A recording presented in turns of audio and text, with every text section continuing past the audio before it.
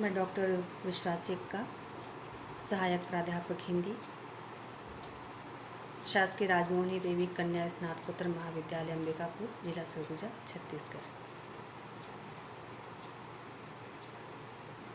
BA प्रथम वर्ष, BA BSc BCom अर्थात स्नातक प्रथम वर्ष के आधार पाठ्यक्रम के प्रथम प्रश्न पत्र अर्थात हिंदी भाषा में हम पल्लवन पढ़ रहे थे और पल्लवन की परिभाषा हमने पढ़ी, पल्लवन की आवश्यकता पढ़ी, पल्लवन का अन्य रचना रूपों में क्या समानता है और क्या विषमता है वो भी हमने पढ़ा।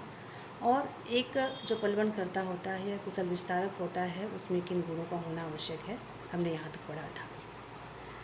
अब हम उसके आगे पढ़ेंगे अगले भाग में पल्लवन की विधि। ये तो हमने पढ़ा कि किसी सूक्ति वाक्य या आदर्श वाक्य को हम विभिन्न उदाहरणों और प्रमाणों के द्वारा विस्तृत करके लिखते हैं, वह होता है पल्लवन। अब पल्लवन की विधि कैसे क्या है या कैसे किया जाता है, आपको चूँकि पाठ्यक्रम में है, आपके परीक्षा के लिहाज से भी यह ज़रूरी है, आवश्यक है कि आप ये जानें या पल्लवन कैसे किया जाता है ताकि आप खुद पल्लवन कर सकें। तो पल्लवन की विधि में हम देखेंगे कि कुछ नियमों का पालन करना आवश्यक है उस विधि में, और वो विधि में कुछ बिंदु इस तरह से हैं।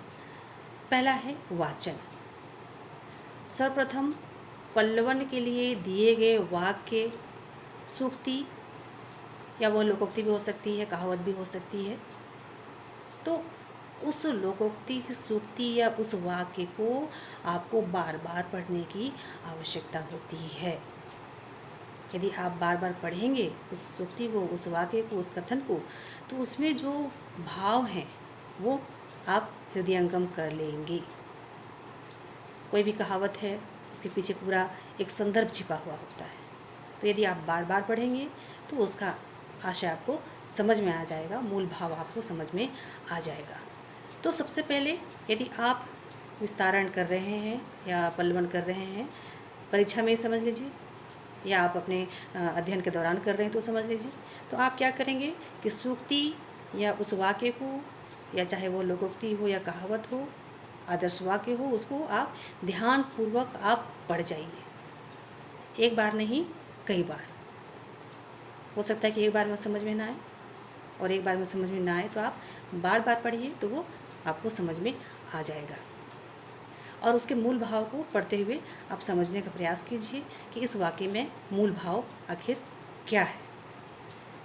मूल भाव को आपने जानना तो समझिए कि आप उसका पल्लवन कर पाएंगे, और जब आपने समझ लिया मूल भाव को तो पल्लवन करने का जो आपका काम है वो आसान हो जाएगा। दूसरी बात है पल्लवन की विधि में जिसको जानना आवश्यक है एक विस्तारक के लिए, वह है मूल भाव के पोषक भावों की खोज। जो भी आपको सूक्ति वाक्य मिला है या कथन मिला है जिसका आपको पल्लवन करना है, तो उसके संदर्भ में मुख्य भाव के साथ उसके पोषक या सहायक भाव भी होते हैं। आपको उन सहायक भावों को भी जानने पहचानने की आवश्यकता है। मूल भाव तो आपने समझ लिया, चलिए ठीक है, बार बार पढ़कर वाचन के द्वारा, लेकिन साथ ही आपको सहायक भावों को भी समझना पड़ेगा। और आपने सहायक भाव भी यदि समझ लिया तो वह मूल भाव के पल्लवन करने में आपकी बड़ी मदद करेगा। ये सहायक भाव ही होते हैं जो मूल भाव को पुष्ट करते हैं, इसलिए आपको उन सहायक भावों को भी समझना पड़ेगा। तीसरी बात है अनुक्रम से लेखन।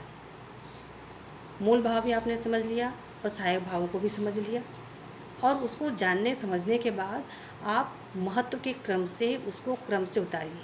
मूल भावों को लिखते जाइए और उसके बाद सहायक भावों को भी लिखते जाइए, और आपके पास एक तैयार हो जाएगा कि भाई इस सूक्ति वाक्य में ये मुख्य बिंदु है, मूल भाव है, और उसके सहायक भाव ये है जो आपको पल्लवन के समय सहायता पहुंचाएंगे। अगली बात है आवश्यक दृष्टांतों उदाहरणों और विवरणों का लेखन। मूल भाव और उसके पोषक भावों को लिखने के बाद पलवनकर्ता या आप स्वयं, यदि आप पलवन कर रहे हैं तो कापी पर मूल भाव को पुष्ट करने वाले आवश्यक उदाहरणों, दृष्टांतों और विवरणों को लिख लें। जब आप कोई बात कहते हैं समझाकर और सामने वाला आपकी बात नहीं समझ पाता है, तो आपको उदाहरण देकर, प्रमाण देकर, दृष्टांत देकर आपको अपनी बात समझानी पड़ती है।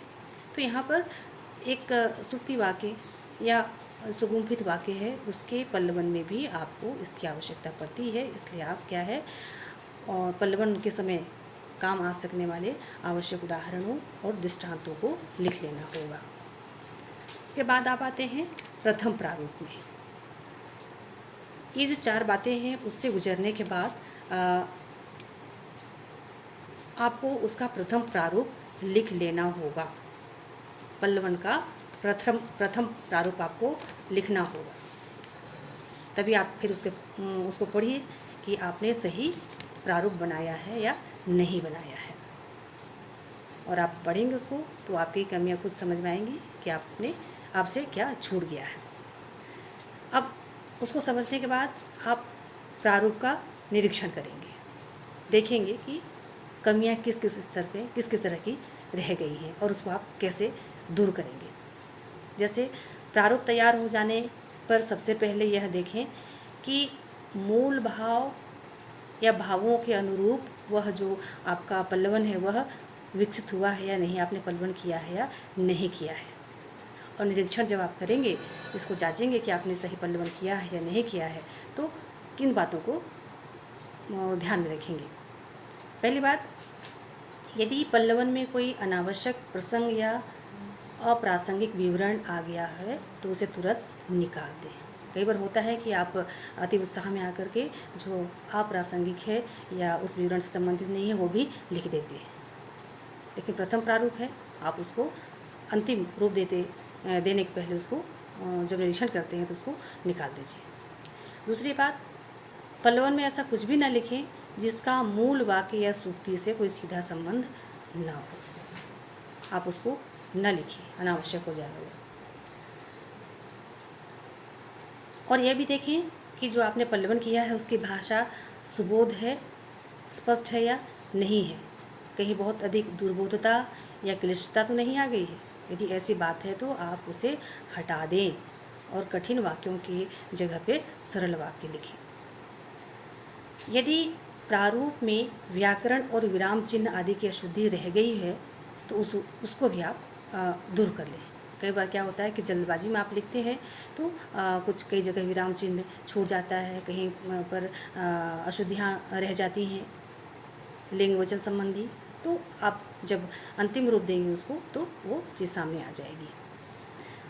अब आप जब पल्लवन को पढ़ेंगे कि आपने जो किया है वो उसमें कहीं आलोचना तो नहीं हो गई है मूल भाव की, कहीं अनावश्यक टीका टिप्पणी तो नहीं हो गई है कि आप स्वयं ही अपने द्वारा कही गई बात को कहीं ना कहीं किसी भी रूप से काट रहे हैं। तो यदि ऐसी बात आ गई है तो आप उसे भी हटा दें। और एक बात की, पल्लवन में पुनरुक्ति वर्जित है। पुनरुक्ति मतलब पुनः कहना। एक बार यदि आपने किसी बात को कह दिया है तो या लिख दिया है तो उसको दोबारा ना लिखें। यदि धोखे से दोबारा वह लिख गया हो तो उसको हटा दें। उसको किसी एक बात को दोहराना दोष होगा, इसमें पुनरुक्ति आ गई हो तो उसको हटा दें। और एक महत्वपूर्ण बात कि पल्लवन में प्रथम और अंतिम वाक्य पर विशेष रूप से ध्यान देना चाहिए। प्रथम वाक्य ऐसा होना चाहिए जिसमें मूल वाक्य का संपूर्ण भाव व्यंजित हो जाए और अंतिम वाक्य ऐसा होना चाहिए जिसमें पूरे विचार का समाहार हो। अभी हम एक दो उदाहरण देखेंगे पल्लवन पढ़कर तो वो बातें स्पष्ट हो जाएंगी कि प्रथम वाक्य कैसा होना चाहिए जिसमें मूल वाक्य का संपूर्ण भाव व्यंजित हो जाए और अंतिम वाक्य कैसा हो कि जिसमें पूरे विचार का समाहार हो जाए। परिभाषा के समय ही हमने ये बात कही थी कि आकार प्रकार के संबंध में है कि पल्लवन आप अपनी सुविधानुसार जितना भी कर सकते हैं, लेकिन जितना भी का मतलब यह नहीं कि आप एक वाक्य है, सूक्ति वाक्य है या लोकोक्ति है, मुहावरा है या आदर्श वाक्य है, तो आप उसका विस्तारण कर रहे हैं, पल्लवन कर रहे हैं, तो आपने 50-40 पंक्ति कर दी है या उससे भी ज़्यादा कर दी है। तो विस्तार देने का मतलब ये नहीं कि आप अनावश्यक बहुत ज़्यादा विस्तार दे दें। इसके लिए एक पैराग्राफ ही बहुत होता है एक वाक्य के विस्तारण के लिए, पल्लवन के लिए। तो यदि वो अनावश्यक रूप से बड़ा हो गया हो तो उसको भी आपको बार बार पढ़कर उसको सही आकार देना होगा। उसके बाद जब आप ये निरीक्षण करते हैं और निरीक्षण करने के बाद सारी अशुद्धियों को निकाल देते हैं, जो जो उसमें त्रुटियाँ थीं उसके बाद अंत में होता है कि उपयुक्त निरीक्षण के बाद आप प्रारूप को पल्लवन के रूप में अपनी कॉपी में शुद्धता से उतार लें। परीक्षा में भी यदि पल्लवन आता है किसी वाक्य का करना है आपको, तो आप जहाँ पर आपको रफ आकार करना होता है कॉपी के पिछले हिस्से में, वहाँ पर आप इस प्रक्रिया को अपनाएं, पल्लवन की विधि को। पहले वाचन करें बार बार, फिर उसके मूल भाव को ढूंढें, सहायक भावों को ढूंढें, फिर अनुक्रम से लिखें उसको, फिर उदाहरण और प्रमाणों को इकट्ठा करें आप, फिर उसको एक रफ की तरह लिख लें पूरा। उसके बाद आप निरीक्षण करें। आप इन प्रक्रियाओं से गुजरेंगे तो आपका जो पल्लवन होगा परीक्षा में आप लिखेंगे तो वो निश्चय ही बहुत अच्छा पल्लवन हो जाएगा। अब हम कुछ पल्लवन के उदाहरण मैं पढ़कर सुनाऊंगी आपको और उसके बाद हम उसको देखेंगे। पढ़कर ही सुनाती हूँ मैं, तो फिर समझने में आसानी होगी। एक वाक्य है, सबे दिन जात न एक समान। एक सूक्ति वाक्य है, सबे दिन जात न एक समान। तो जैसा कि विधि में आपने पढ़ा कि पल्लवन जब आपको करना होता है और एक बार में समझ में नहीं आता है भाव, तो आप उसको बार बार पढ़ते हैं, आपको पढ़ना चाहिए पल्लवन करता। तो आप बार बार पढ़िए कि भाई ये क्या लिखा है, सबे दिन जात न एक समान। आपने 2-3 बार यदि ध्यान से आपकी सूक्ष्म निरीक्षण दृष्टि है, तार्किकता है, तो आप जल्दी समझ जाएंगे कि भाई इसमें क्या है। मेधावी आप हैं, अभ्यास आपको है, तो आप समझ जाएंगे कि इसमें क्या भाव छिपा हुआ है, मूल भाव। तो मैं पढ़ रही हूँ उसको कि सबे दिन जात न एक समान। इसका पल्लवन किस तरह से किया गया है। प्रकृति परिवर्तनशील है, जीवन और जगत की गति सदैव एक जैसी नहीं रहती। प्रातःकाल का सूर्य संध्या काल में निस्तेज हो जाता है। जो आज समस्त व्यंजनों का भोग करता पाया जाता है, वह कल भूख से बिलखता फिरता है। दाने दाने को तरसता हुआ व्यक्ति धन संपदा के असीम समुद्र में तैरते हुए मिलता है। आनंद से फूला न समाने वाला अगले दिन विपत्तियों से घिरा हुआ आंसू बहाता है। उन्नति के शिखर पर आसीन व्यक्ति दूसरे ही क्षण अवनति के गर्त में गिरा पाया जाता है। कहने का तात्पर्य यह है कि संसार में किसी की गति एक सी नहीं रहती, किसी का समय सदैव एक जैसा नहीं रहता।